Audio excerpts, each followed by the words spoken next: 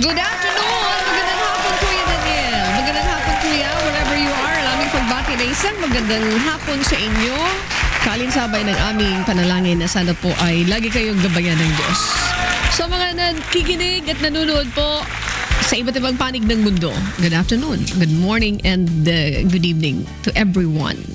Sa lahat naman na nakikinig dito po sa Metro Manila at mga karatig na lugar na inaabot ng aming signal via live streaming sa apat na sulok ng Pilipinas, magandang hapon po sa inyong lahat. Happy Tuesday, January 24. Naku, ilang araw na lang. Bibilang tayo ng ilang araw. Naku po, matatapos na ang buwan ng Enero. Ako po muli si Ate Rentoy, ang pansamantalang maglilingkod sa ngalan po muli ni Kuya Daniel Lason. Hello, Marcy! Thank you very much. What's the name of that baby? Anong pangalan ng bata na yan? Ha? Ayun. Okay. Baby, ano yan?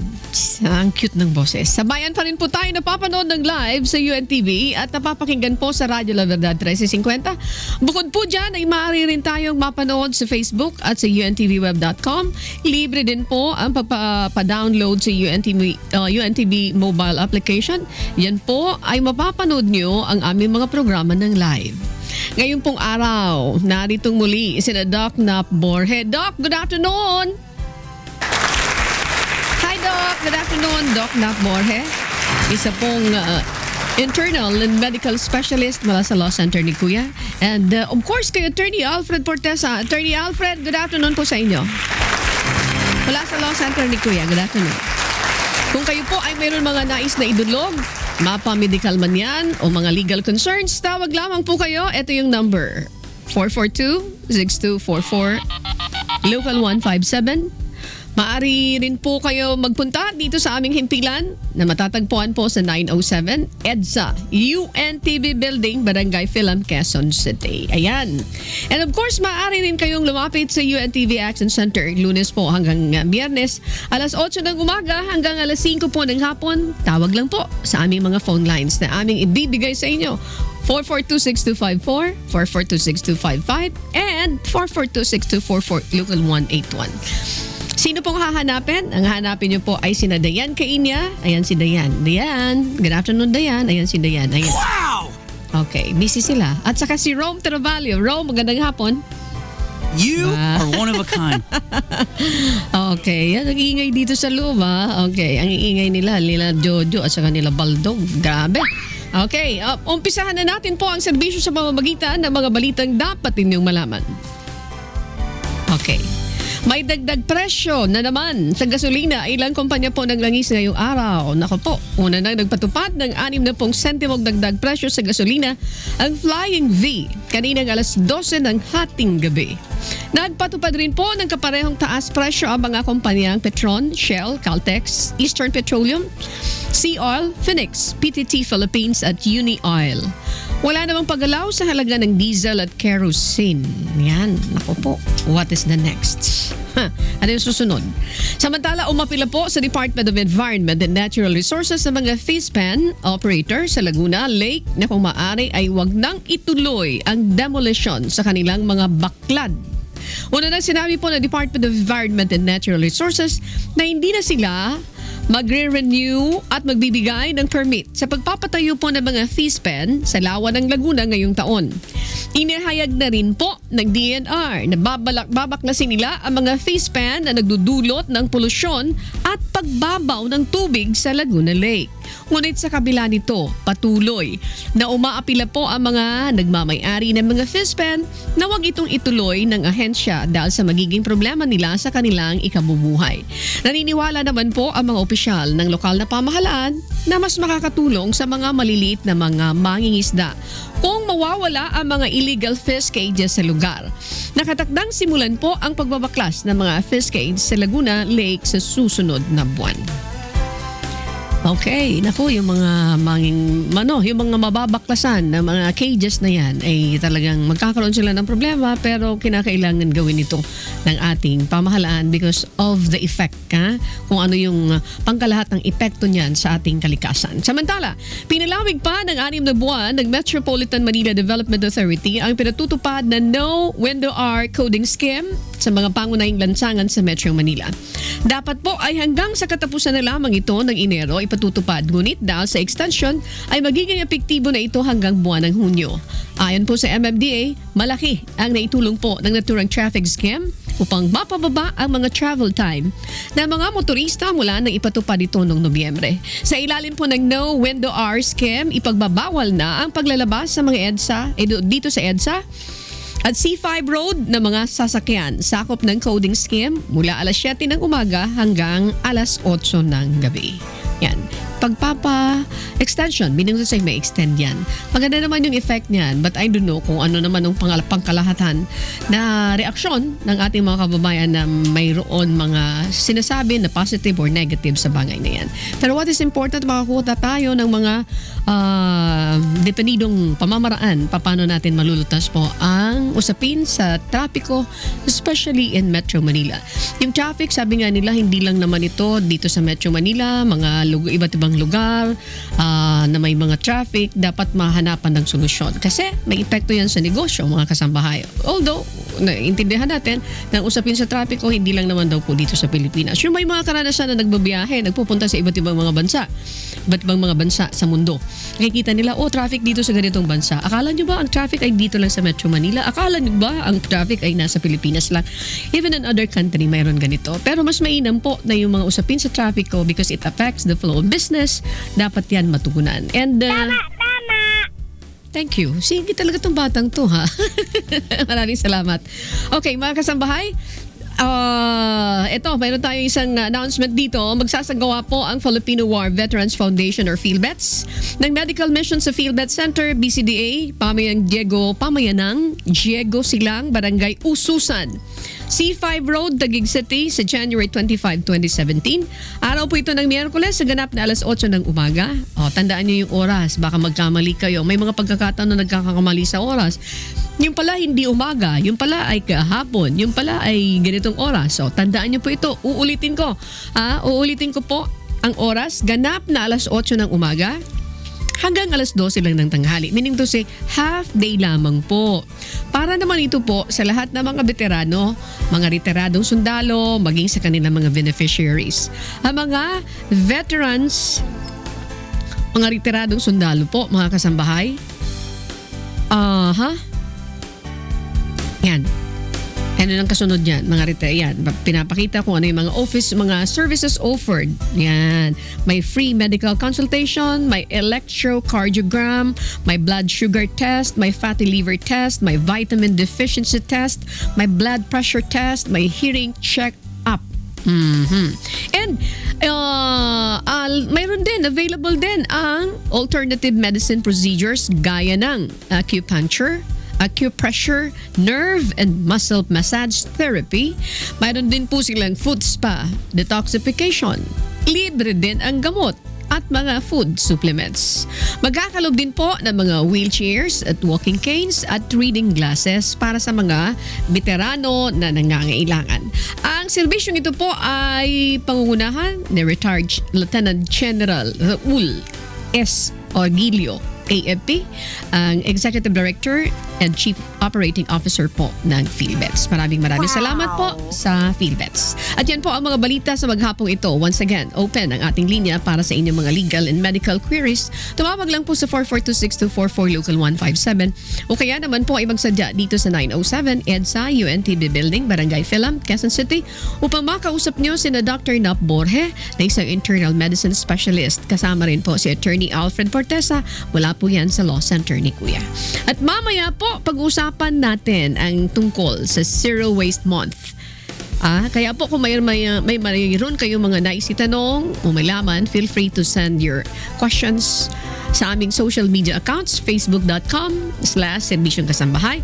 Sa Twitter naman po at UNTV_SK and of course ang aming email, serbisyongkasambahay@gmail.com. Manatili pong nakatutok. Magbabalik ang Serbisyong Kasambahay pagkatapos lamang po ng ilang paalala.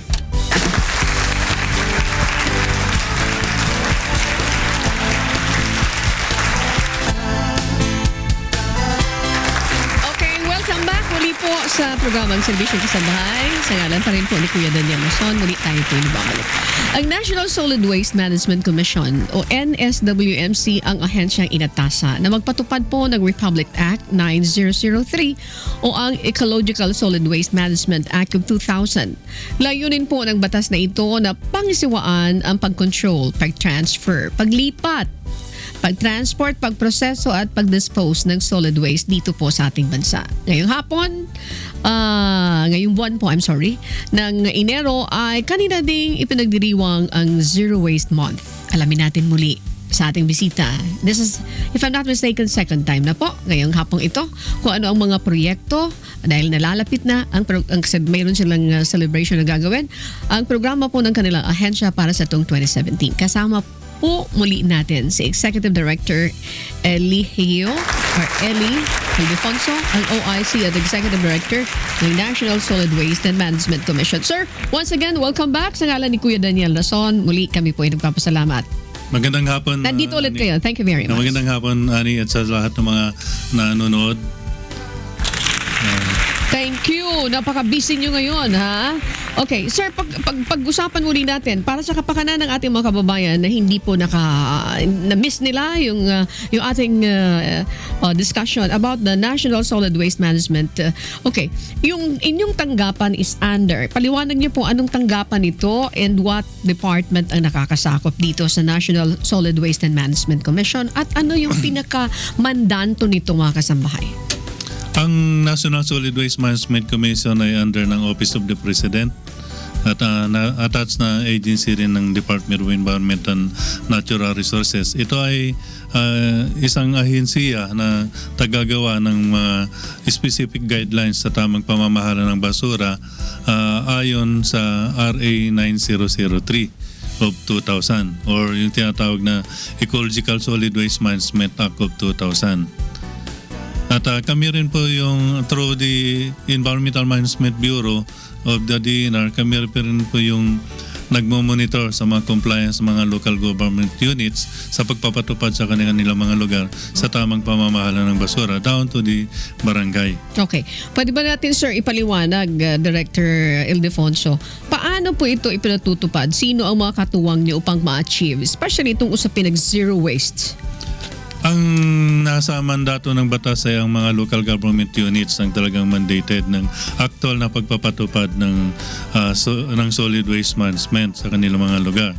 At ang papel ho namin ay nagbibigay kami ng technical assistance at yung capability building para maturuan ang mga local government units sa tamang pamamahala.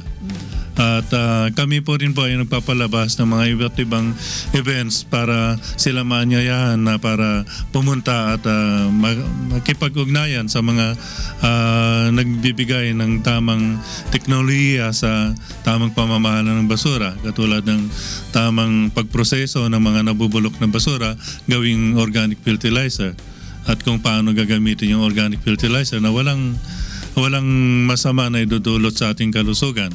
Ganon din na kasama sa aming itinataguyod yung tamang pag-recover ng lahat ng mga recyclable materials katulad ng bote, bakal, plastic at iba pang mga materials katulad ng papel. Lahat po yan ay mga recyclables. Kaya may namandato ng RA 9003 na sa bahay pa lang o kung saan nagkakaroon ng generation, doon pa lang ay pinaghiwa-hiwalay na. At ang pangkaraniwan na ginagawa ay mayroong mga segregated bins. Sa bahay, kailangan may minimum na segregated bins kung saan hiwalay yung nabubulok at saka sa mga recyclables. Dahil bihira naman yung mga special waste na nag-generate sa mga bahay. So, lahat ito ay may responsibility ang bawat mayang Pilipino na magsimula sa generation stage yung tamang pamamahala. Hindi lang sa local government units kasi ang papel ng local government units ay magbigay lang ng support services katulad ng paghakot ng mga hindi na pwedeng pakinabangan na basura at yun po yung dadalhin sa mga sanitary landfill. Okay. Sir, right now, mayroon tayong nakikitang video. Direct, pakibalik lang nung yung video na yun na mayroon tayong tumpok na basura, pasintabi dun sa mga, at this point ay nagmimerienda. Sa Metro Manila ba po, ay wala na tayo makikitang ganyan na naka-display yung mga basura sa labas. Batay po doon sa inyong ginagawang pag-aaral and your coordination with the local government, mayroon pa ba tayo nakikitang ganyan? In the video right now, nakikita natin. We have that? Nakakakita pa kayo? Base sa data namin, kasi nagpakalat kami ng mga basura patrollers. Because yes, you remember last time we discussed about the Basura barangay patrollers. patrollers. So nag-iikot yun sila. Nakikita na yung mga ganong mga kalat. Mayroon pa rin. Mga ilan-ilan na lang. Okay. Nabawasan. Malaki yung significant na ibinawas o binaba. So let's explain this doon sa ating mga nakikinig. Kapag nakakita ka ng ganito sa inyong lugar, let's say ikaw, you're living in Botas, in Malabon, kapag nakakita ka ng ganitong klase ng tambak ng basura, anong ibig sabihin ito? May paglabag ba ito sa batas? Pwede bang tawagan ng pansin yung mayor? Pwedeng tawagan ng pansin itong tanggapan ninyo, itong National Solid Waste Management Commission? Can you explain this to the people na nakikinig at nanonood, mga kasambahay? Sa lahat ng mga kasangbahay, kung may mga nakikita kayo na nakatiwangwang na basura at napapabayaan, ang unang pagbibigyan ng kaalaman o para makuha ang atensyon nila ay ang mga barangay. Pag hindi pinatupad o hindi tinugunan ng barangay, ay pwede nyo iakyat sa munisipyo dahil sila yung nagbibigay ng kaukulang atensyon para mahakot yon. Ngayon, pag hindi tumugon yung munisipyo, what is the next step? Pag hindi tumugon ng munisipyo at yun po yung nakikita ng mga basura patrollers namin, dinodokumento yon. Kinukuha na ng picture kasama yung coordinates niya na geotag siya. So, may report sa amin at base doon sa report ng mga basura patrollers, sinusulatan namin ang bawat mayors. Okay. At sa buong Metro Manila at sa buong Kapuluan, may mga basura patrollers Okay. kami. Sinusulatan namin yung mga mayors na nakakasakop dun sa barangay kung saan may nakita na open dump site or mga basura na nakatiwangwang. Okay. Mga kasambahay, loud and clear, doon sa mga kababayan natin na nakakakita, okay na po direct yung video na yan. Salamat po. Okay. Sa mga kababayan natin na nakakikita, like for example, doon sa mga area na ng Maynila, basta sa National Capital Region, at sa iba't ibang panig pa ng, kasi this is throughout the Philippines, this Yeah, campaign. throughout Okay. it. Pag may nakakita kayo na mayroon tambak na basura, kung alimbawa nasa Baguio City kayo o sa ibang lugar, ang first thing na gagawin is to call the attention of the barangay. Yes. And then, kapag hindi umaksyon yung barangay, iaakyat nyo doon sa level ng mayor, Office of the Mayor. Tama po ba? Yes.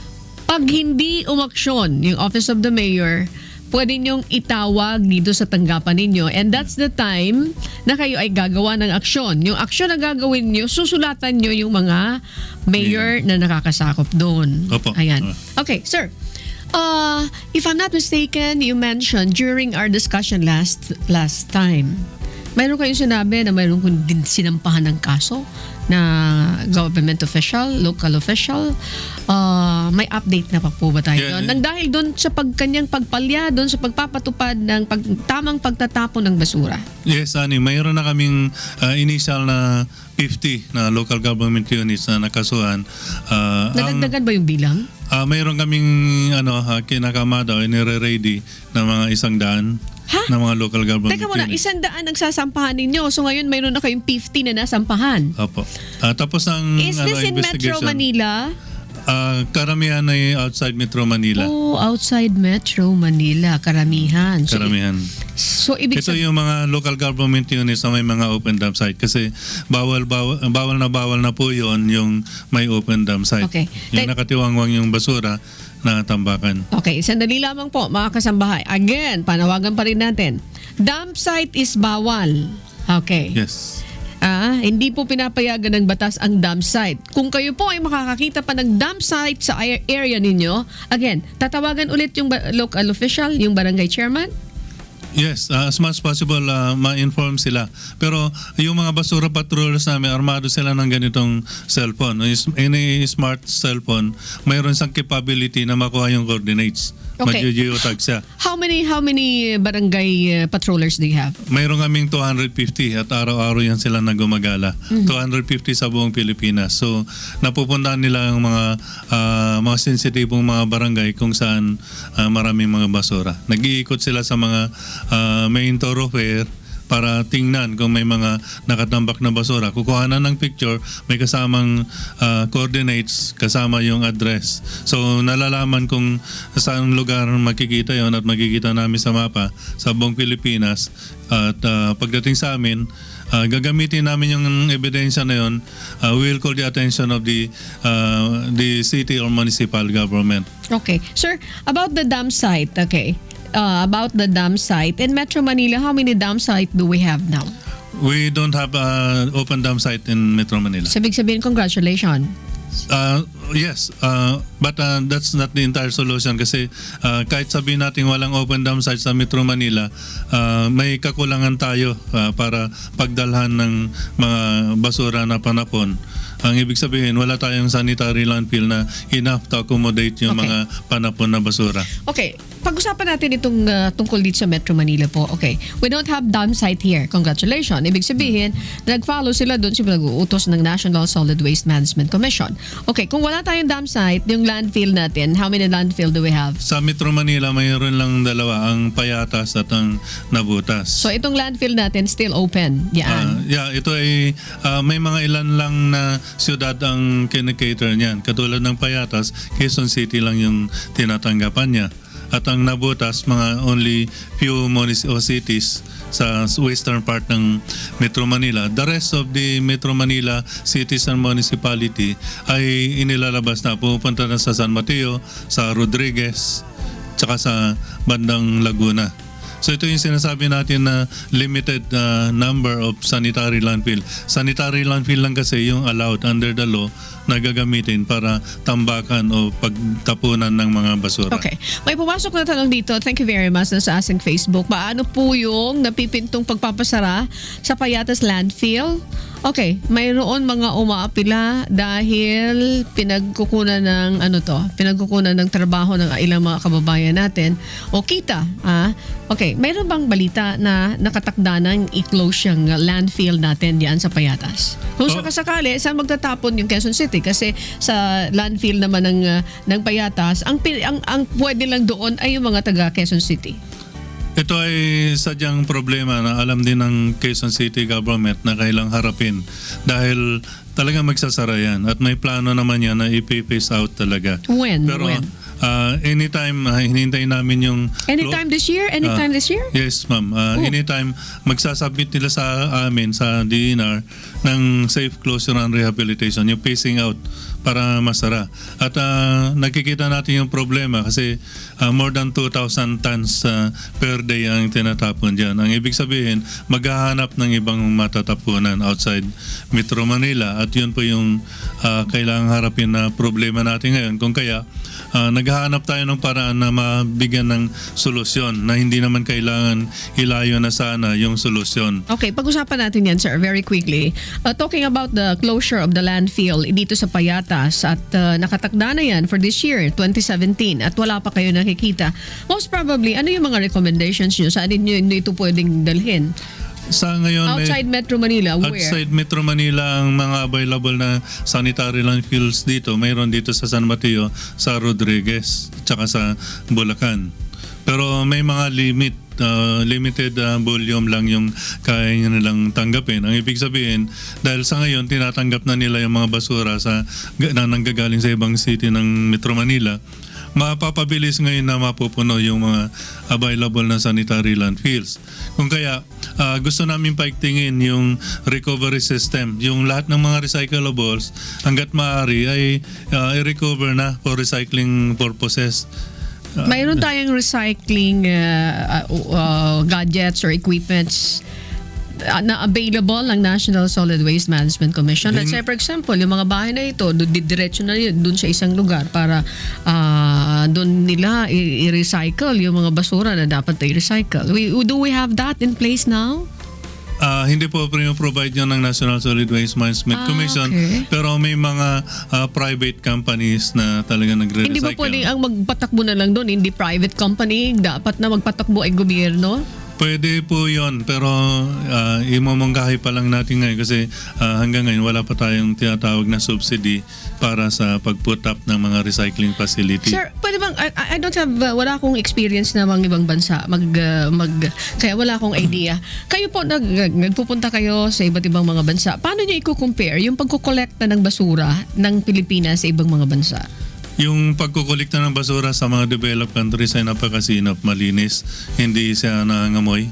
At Ano ang pamamaraan na ginagawa nila doon? una, may quality o magandang sasakyan o equipment yung ginagamit na sa paghagot. Plus, masinop yung pagsisegregate nila ng mga So basura. meaning, number one, dun sa ibang Magsisimula bansa, sa bahay. segregation. Segregation Okay. talaga. Hindi siya halo-halo. Okay. At yun yung nakikita natin. Ang kagandahan naman sa kanila, provided yung infrastructure support. Ang ibig sabihin nito, mayroon silang waste to energy facility. Do they have dam site or landfill? Wala silang dump Dump site, site. landfill. Pero mayroon silang landfill na masinop din, malinis. Pero marami, especially ang Japan, ang Korea, Singapore, karamihan dito ay waste to energy na. Okay, ano yung sinabi niya? In the middle of the city, parang may ginagawang sinusunog nila yung basura. Mayroon bang ganong klaseng bansa na ginagawa Hindi basta sunog po yon, kasi pagka sinunog mo, may usok talaga yon. So, pero may tinatawag tayong proseso at ito yung tinatawag na thermal, yung hindi direct burning, hindi direct combustion. Wala siyang usok. Pero nagka-create siya ng init na yung init na yun pwedeng magpatakbo para sa generation ng energy. Okay. Ito yung tinatawag nating waste to energy. At ito yung inadapt na ng karamihan sa mga developed countries. So sa atin kasi, mahirap pa rin natin ipaliwanag yung incineration. Kasi laging ina-associate ang lahat ng mga waste to energy sa incineration. Pero iba kasi yung sistema o process ng yung waste to energy. May mga waste to energy na walang burning talaga. For example, yung methane gas kasi na nagmumula sa basura, pwede mo i-capture yun. Methane gas is like LPG. Okay. Yung mga binanggit nyo, sir, pwede ba natin i-adapt yan? At kung pwede natin i-adapt, mayroon ba kayong mga recommendation? Like say, for example, to the Secretary of the DNR, even to the Office of the President. Mayroon ba kayong mga ganong klaseng recommendation? Baka sabihin natin, in the future, we can use this, or after 5 years, we can utilize this. Simula nung ako yung nanungkulan bilang Executive Director sa National Solid Waste Management Commission noong 2014, nirecommend ko na yon, at least for Metro Manila. Kaya lang, dahil hindi pa existing yung investment from the national government to put up this facility, na-deny po yon. So, ang ibinigay lang ng gobyerno sa atin ay para mag-conduct ng feasibility study kung pwede nga ituloy yon. So, nagawa na ho natin yun, tapos na yung FS. So, anytime from now, pwedeng ilabas na yung result ng FS, pwede tayong magtayo nun. FS is referring to the feasibility study. Feasibility study covering the Manila Bay regions. Ang ibig sabihin, ang Regions 3, Region 4A, and NCR ay kasama doon sa study. So may mga na-identify ng lugar para pagtayuan ng waste to energy. Hindi po, ito lilinaw ko, hindi po incineration yung ina-identify natin na sistema para sa waste to energy. Kasi mayroong waste to energy na hindi burning. Okay, sir, mayroon lang akong gustong itanong dito. Kasi itong ganitong klase proposal, sabi nila matagal na ito pero hindi nagpa-prosper. Precisely because maraming mga local officials na po pwede mag-oppose dito. Mag-oppose dito dahil yung pangungulekta ng basura ay number 1 na pinagkakakitaan. Yung dump truck na uupa ka because the government cannot provide naman numbers of how many dump trucks per municipality or cities na kakailanganin. So ito'y inuupahan. Sa upa, maraming kinikita daw po, mga tipong ganun. So meaning to say, sa tingin niyo po kaya magiging successful kayo dito? Sa tingin ko, positive ako dyan. may katotohanan yung nabanggit nyo na yung ibang local government units ay sanay na sila na maghakot at magtambak lang. Pero dahil doon sa ginagawa namin ngayon na panghuli o pagdidemanda sa kanila dahil doon sa mga open dam site nila, baka mabago yon ngayon. Mag-isip na sila ngayon ng ibang paraan, hindi na dam site o hindi open dam site kasi bawal na bawal yon. Yung pagkahakot naman ng basura, sadyang tungkulin ho yan ng local government units. Kung yun po yung tinuturing nyo na pinagkakakitaan nila, responsibility ho talaga nila yun. Kung legal o illegal, sa kanila ho yun. But ang hinahabol lang namin dito, dapat tamang paraan yung pagtatapunan o yung proseso kung saan i-treat yung mga basura. Okay. Sir, your mission na magkaroon tayo ng zero waste, is it attainable within 2 years? Kung lahat ng mamamayan ay magkipagtulungan, lahat tayo may responsibilidad dito. At isa sa mga advocacies na ginagawa namin ngayon, especially this Zero Waste Month. Ang January kasi declared as Zero Waste Month. Mayroon kaming pagtitipon na event, malaking event na gaganapin this coming January 26 to 29 dito sa Quezon City Memorial Circle, kung saan dito i-feature yung mga best available technologies sa recycling, sa composting, at iba pang sistema ng tamang pamamaraan ng basura na pag-mamanage ng basura. Makikita po doon sa 4 na araw na event na gaganapin. Sige po, anong araw ito? Magsisimula Director, po, pakibanggit nyo na lang po. magsisimula po tayo sa darating na Huwebes, January 26. At ang mga VIPs natin ho dito, nag-signify na darating si Senator Villar kasi siya ngayon ang chairman ng Environment sa Senate. Of course, yung butihing mayor natin ng Quezon City. Then yung Climate Change Commission Secretary darating. And of course, our Secretary ng National Solid Waste Management Commission at ng DNR. Sila po yung mga VIPs. At marami pa kami mga in-invite. Kasama na po dito yung mga mayroong kaso, yung kinakaharap ngayon sa Ombudsman, para maipakita sa kanila kung ano yung mga posibleng solusyon sa kanilang problema. Anong klaseng kaso? Civil or administrative? And part sa civil. Pagka hindi nila tinugunan o hindi in-address yung problema na ayon sa resulta ng investigasyon, pwede siyang lumaking problema hanggang sa civil or criminal kasi merong criminal part of that after the administrative. Administrative bilang mga government officials, haharap sila sa ombudsman. Okay, sir, kailangan pa ba natin nagdagdag na batas maging sa local level para at least ma-force natin, ma-discipline natin, matakot natin yung ating mga mamamayan doon sa usapin lang ng garbage segregation? Sa ganang akin po, hindi na po kailangan kasi napakaganda po yung batas natin, yung RA 9003 or makakalikasang pamamahala ng basura. Napakaganda ho ito. Kailangan po ang tulong ng bawat mamamayan. Hindi po kailangan ipaubaya lang sa local government units, kundi sa mga mamamayan din nagsisimula ang tamang pamamahala ng basura, especially sa barangay. Hindi na kailangan ng special law for this. Okay, Director, again, napakahalagang oportunidad muli ito na magkaroon ng ganitong talakayan na may sa usapin po ng pagtatapon, wastong pagtatapon ng basura and your aim, your goal na magkaroon tayo ng zero waste. Especially kalinsabayan po ng pagdiriwang ng Zero Waste Month. At gaya ng binanggit ni Director, mayroon pa rin po tayong mayroon event na nakatakda for 4 days na mag-uumpisa po sa araw ng Thursday. Mayroon tayong dito i-accommodate na isa pang message po galing sa Facebook natin. Paano po makakatulong ang ating mga kababayan? Wow! Upang huwag nang lumala pa ang problema natin sa basura. Salamat ha! Concerned citizen natin yan. Malaki yung maitutulong ng bawat mamamayan dito. Lahat ng kasangbahay ay dapat gawin na yung tamang pamamayan pamamahala sa bahay pa lang. Kung saan sila nag-opisina, doon na rin yung proper segregation. Doon magsisimula lahat. Para lahat yung mga recyclable, wag nang ilabas para hakutin. Lahat ng mga biodegradable, wag nang ilabas. Kung pwedeng gawing fertilizer nasa paligid, kung mayroon nilang kung space para gawin yung fertilizer para sa organic garden or organic farm nyo, wag yun nang ipatapon pa sa tambakan. Kasi yun po yung dahilan kung bakit nangangamoy ang mga open dump site pagka may halong nabubulok. Pero kung residual waste lang, ito yung latak, yung hindi na pwedeng i-recycle at talagang panapon lang, yun lang po yung allowed na dalhin sa sanitary landfill para hindi siya mangamoy. Okay. Director, again, this is a very good opportunity. Maraming salamat po sa lahat ng mga nakikinig mga kasambahay.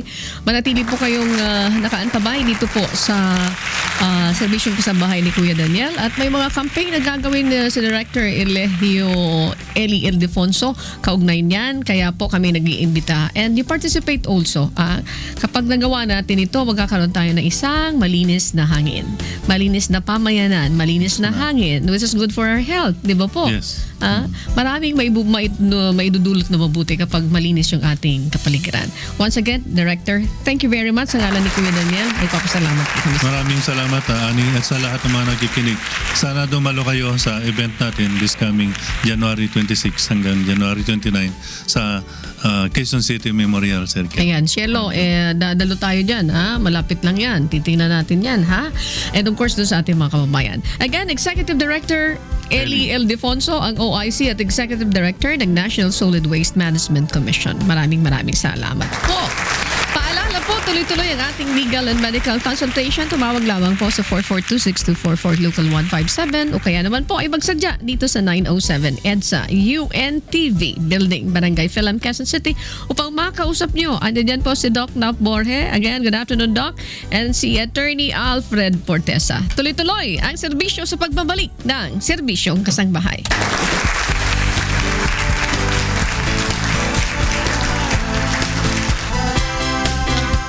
Nagbabalik muli ang serbisyong kasangbahay.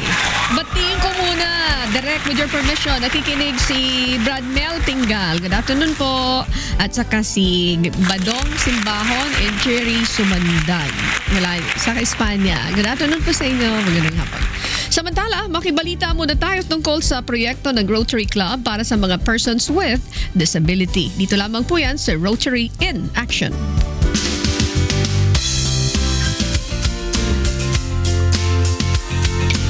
Livelihood and Training Center para sa mga PWDs o persons with disability. Sa Marikina City ang opisyal na binuksan po sa Concepcion Integrated School Secondary Level sa pagtutulungan po ng Department of Education at Rotary International District 387 or 3800 sa panguna po ng Rotary Club of Marikina Heights.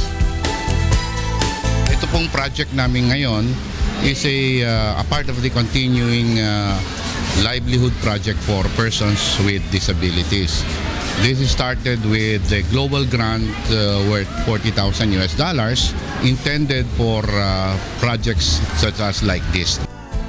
Itong aming proyekto ay yung sewing machine na kung saan tinuturuan na magtahi ang mga PWD at mga estudyante na gustong matuto para magkaroon ng hanap buhay.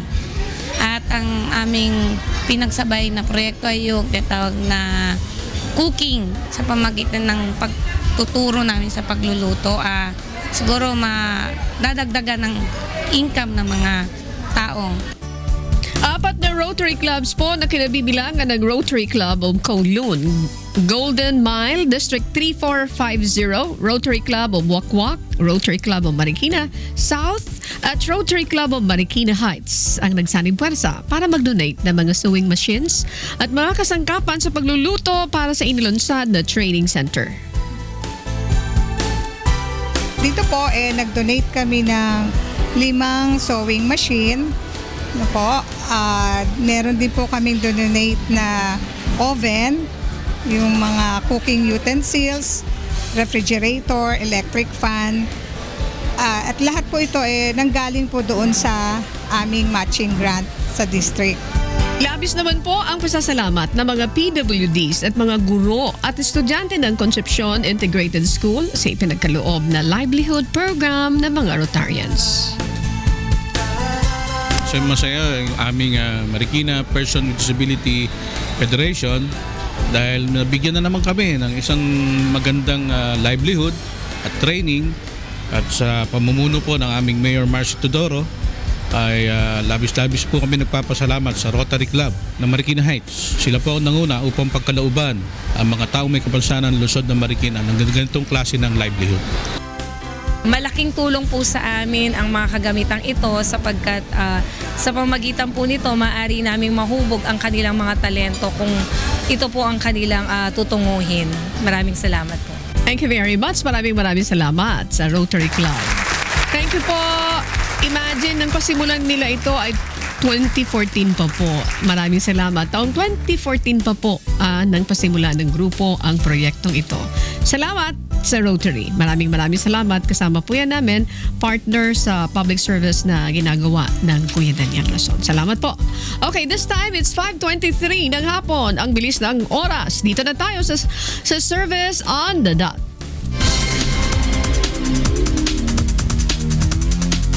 Kasama natin ngayon si Nanay Rebecca Cabondocan. Ayan. Cabondocan. 50 years old. Mula po sa Barangay Holy Spirit, Quezon City. Nanay, magandang hapon. Lapit sa microphone. Magandang hapon din po. Microphone, please. Nanay Rebecca, magandang hapon muli po. Magandang hapon din po. Ayan. Anong probinsya nyo, Nanay? Cebu. Cebu. Opo. Ayan. Sige nga, salita ka ng Cebu. Batiin mga taga Cebu. Maupay hapon. Ayan, tanan. Waray-waray pala May yun. hapon din yung tanan diha, mga akong mama diha, mga igsoon. Ayan, may diha pala yung Cebuano. Ayan, may diha. Ayan, mga taga Cebu, magandang hapon na mga nanonood at nakikinig via live streaming. Good afternoon po. Ayan.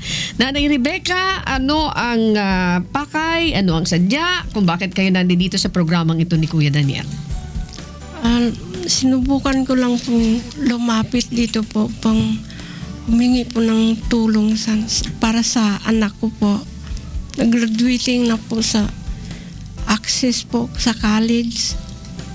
Kulang po ako ng budget para po makasama po siya sa graduation po nila. Ano po siya? Graduating sa college po? Opo. Anong course ang kinukuha ng iyong anak? BSIT po. Ayun. Anong hanap buhay niyo, Nanay? Titinda lang po ako ng kakanin, minsan po. Ilan? Sampagita po. Yan. Iyan ang kinabubuhay ninyo po? Opo. Sa loob ng Sa loob po ng... maraming taon? Opo. Teka muna. Magmula pong namatay yung asawa. Biyuda kayo. Opo. Parehas tayo. Biyuda din po ako. Okay. Pero kailan po kayo na biyuda, Nanay? 2010 po. I see. 2010. Opo. Kayo na biyuda. Okay. So mula noon, hindi na kayo nag-asawa. Hindi na po. Wala na kayong katuwang sa Wala. paghahanap buhay. Ilan po ang anak? 4 po. 4 ang anak. Lahat sila nag-aaral? Opo. So mayroon ka, yung panganay nyo, yun ang mag-graduate. Opo. Ayan. Wow, talaga naman, tinan mo. Nagtitinda lang siya ng mga kakanin, sampagita, yun ang kinabuhay nyo. Opo. Tama yun at hindi ka na nag-asawa. Hindi. Ayan. Okay. Nanay, graduating yung anak nyo sa kolehiyo. Opo. Magkano yung babayaran nyo? Malaki nga po ngayon Sa isang buwan po, nagbayad po ako ng 800. Pesos. Opo. Okay. Pero yung kabuuan po, Sa kabuuan po, 23,000 po yun. kita mo ha, si Nanay. So magkano na lang kulang doon sa 23,000? Tsaka ano yun, one semester yun? Ang kulang na lang po, 6,500 po. Para saan yung 6,500? Para po sa makagraduate po siya, makasali po ng exam itong parating na February 15 po. So ibig sabihin, ang kanyang problema, nabayaran niya na, imagine, 23,000 yung kanyang ginawa ng paraan sa pagtitinda niya ng kakanin at saka yung sampagita. Kulang na lang ito ng 6,500. Kasama na doon yung kanyang graduation fee. Opo. Pero kailangan niya ito mabayaran kasi sa Feb 15, may exam. May exam. Okay. Nanay, ganito po. Si Rome Travallo, Kanina po in-evaluate namin ito sa Action Center. Si Rome Travallo. Rome, asan ka na? Rome, sa Action Center. Si Rome Travallo po ang personal na sasama sa'yo Opo. sa eskwelahan ninyo. Opo. Ayan. Kita nyo naman po si Roma, yung kayumangge na nag-entertain sa'yo kanina. Si Rome Travallo po ang sasama sa inyo ng personal. Doon mismo sa school, mga kasambahay, siya po ang makikipag-usap doon sa eskwelahan. At mayroon din pong iaabot ang Kuya Daniel na pangtulong sa inyo po. Ay, salamat. Ayan. Okay. So, para po yung inyong pangangailangan sa school, yan, si Rome po ang makikipag-usap doon. Nagpapasalamat din kami doon sa eskwelahan nito. Yung aming teacher na nakausap, salamat po. Maraming salamat. At sasamahan po ni Rome Travallo itong si Nanay Rebecca Kabundukan para makakuha ng exam. Nag-aalala siya. Few days from now, mag-i-exam na yung kanyang anak. Hindi niya pwedeng palagpasin na hindi siya makakuha ng exam at hindi makagraduate yung kanyang anak. Nanay, saludo kami sa iyo. Alam mo kung bakit? Ha? Imagine, ikaw, nagtitinda ka lang ng, lapit kayo sa microphone, nagtitinda ka lang ng kakanin. Opo. Pero yung anak mo malapit nang mag-graduate, di ba? Opo. Yung po, inaalala ko po. Para makasali po sa ng graduation po. Huwag ka na mag-alala, nanay. Sa tulong at awa ng Diyos, ipanatag mo na yung loob mo. Nakakatuwa siya kasi nagawa niya na yan ng paraan yung mahigit sa, kulang-kulang, imagine 23,000 yung kabuang bayan sa isang semester. Sana mag-exam kayo, yung anak ninyo mag-exam kayo sa La Verdad. Isa yan sa mga eskwelahan na tinutulungan ng tinayo ni Kuya Daniel at ni Brother Eli Soriano. Pag nakapasa po doon, libre lahat. Tuition, libro, lahat po. Sana, pagbukas muli ng examination, sumubok po sana yung mga anak ninyo po, ha? Okay, nanay, ulitin po namin, si Rome Travallo ay sasamahan po kayo mismo doon sa paaralan na pinag-aaralan po ng inyong anak, ha? At saka pagdamutan nyo rin kung anong nakayanan ng Action Center ni Kuya Daniel. Nanay? Opo. Okay, salamat po, Nanay Rebecca Kabundukan, 50 years old. Salamat din. Programa po ito ni Kuya Daniel Rason. Programa po ito niya. Salamat sa Diyos po. Salamat din po. Ayan. Maraming salamat. Sana po hindi kayo magkasakit, ha. Kasi mayroon pa kayong 4 na anak, ha. Ingatan nyo rin po inyong sarili po, nanay. Opo. Okay, salamat po. Nanay Rebecca Kabundukan ng Barangay Holy Spirit, Quezon City. Ayan. Sa pagkakataong ito, tunghayan naman natin ang mga isinagawang public services ng ating programa dito po sa Kasambahay Update.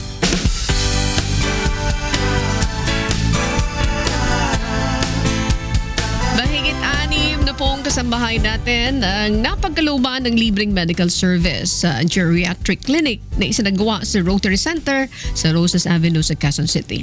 Ilan sa napaglingkuran sa public service activity na ito ay ang mga senior citizens na sina Nanay Gregoria Adriano at Nanay Julia Viedo na nakapagpatingin ang kanilang sakit na nararamdaman.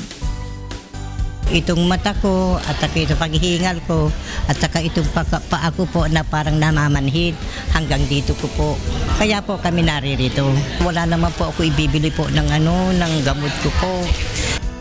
Maraming salamat po kay Kuya Daniel at sa Rotary Club po sa mga serbisyong ibinibigay nila sa atin.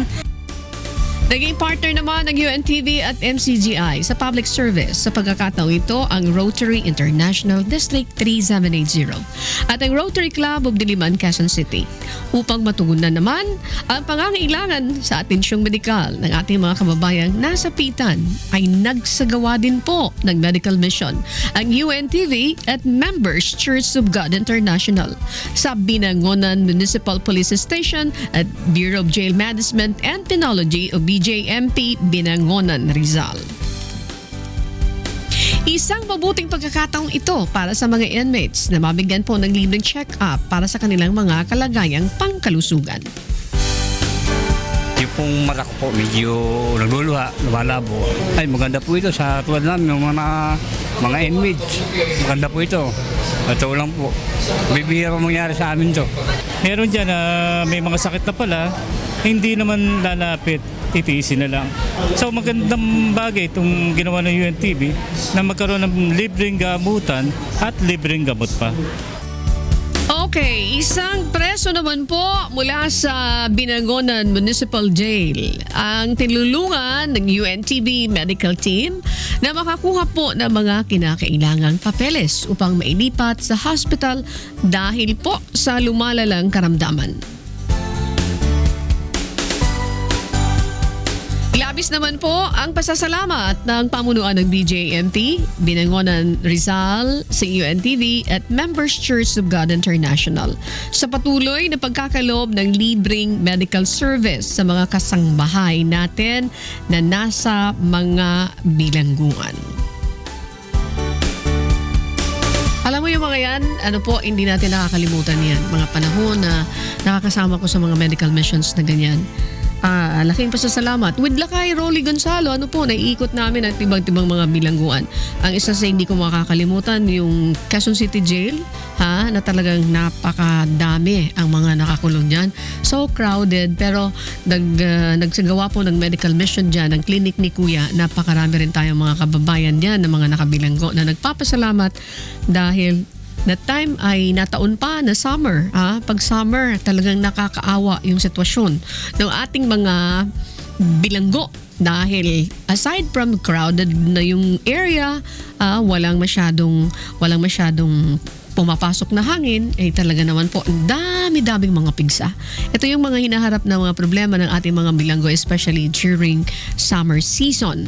Maraming mga sakit. At ganun din, yung medical attentions is very important doon sa mga nakabilanggo kasi hindi naman agad-agad nakakalabas yan. Anytime na kailanganin nila na magpa-check up, hindi agad-agad nakakalabas dahil may mga proseso pong sinusunod. Kaya yung pagkalinga ng Kuya Daniel dito po sa mga bilanggo sa pamamagitan ng medical mission na ito ay nagpapasalamat ng gusto ng mga nakabilanggo. Again, kami po ay nagsasabi dahil kami ay isa din po sa mga nagko-cover niyan. Together with Lakay Rolly Gonzalo, nakita namin yung aktual na mga pangyayari, naluluha.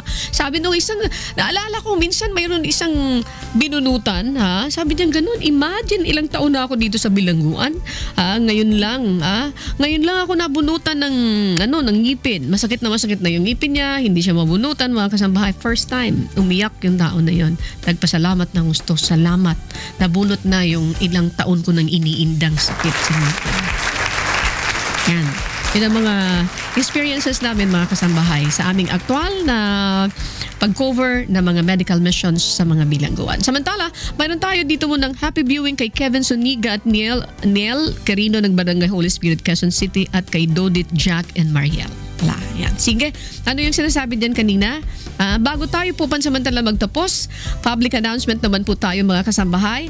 Ito, Rotary Club of Cavite Metro sa panguna pa rin ni Past President Len Hao Uy at Philippine-American Group of Educators and Surgeons ay magsasagawa po ng free operation para sa ating mga kasambahay na may cleft lip and cleft palate sa Rafael Lasatin Medical Memorial Center, also known as Hospital Ning Angeles. Yan po ay matatagpuan sa Visitacion Street, Barangay Pampang, Angeles City, Pampanga sa February 4 hanggang 11, 2017. Kung kayo po ay may mga katanungan, maaari po kayong tumawag o magsadya sa UNTV Action Center dito po sa 907 UNTV Building, EDSA.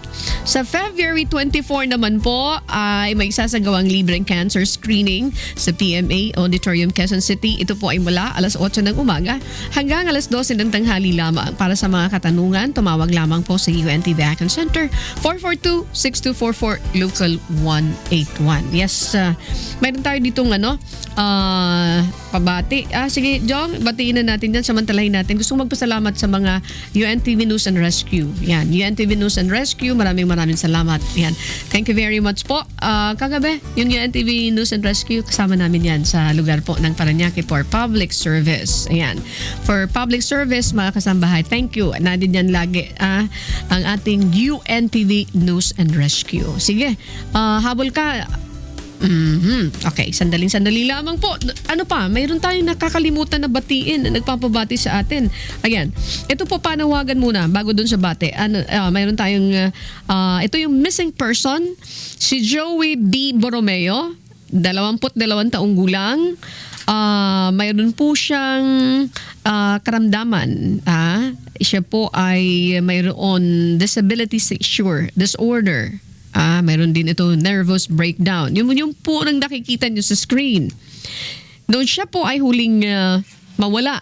The last time na nawala ito mga kasambahay. Bakit? First time ba na nawala ito? Last time na nakita siya ay nakasuot ito ng mint green na t-shirt na may dalang bag na maliit. Ano to? Amp? Slack pants? Ayun.